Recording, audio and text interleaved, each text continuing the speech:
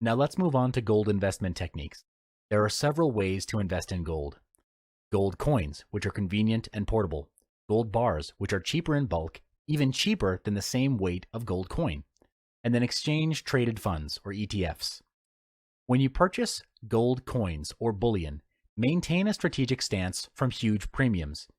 Coins regularly originate from the National Mint, where they're made and sold at a 4% increase. The retailer's edge is 1 to 3%. To figure the premium of a gold item, subtract the spot cost from the value you're being cited. Separate that number by the spot cost and increase by 100. On the other hand, purchase physical gold at different costs: coins, bars, and adornments. The most common gold coins are American Buffalo, American Eagle, and St. Gaudens. To prevent from getting ripped off, build up your reason why you need to purchase gold bullions. If you're planning to invest in gold as a long-term venture, then purchase gold as close to market value as you can. These tips will help guarantee that you get great value from your investment. Your savings will also depend on the quality of the gold you choose to invest in. For gold bars, you have to be aware that it comes in many different shapes and sizes, where buying in bulk will save you a lot of money. There are more than 30 types of gold bars in the world's regional market today. At the most expensive end of the gold bar spectrum is the 1-gram novelty gold bar that's minted for the gift market.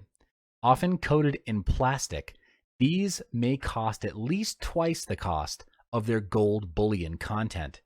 Cheapest of all is the 400-ounce or 12.4 kilo good delivery gold bars held by central banks.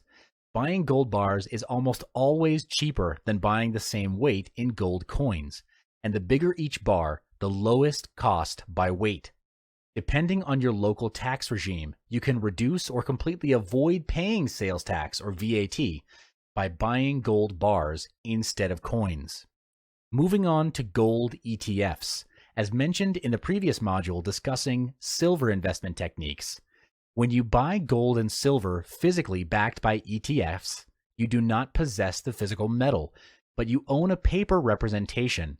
The difference between silver and gold ETFs is that with respect to the ETFs, for every gold share you buy, you own 1/10 of an ounce of gold. A custodian, usually a large bank, stores the actual metal. The share-to-metal correlation erodes the longer you hold the shares.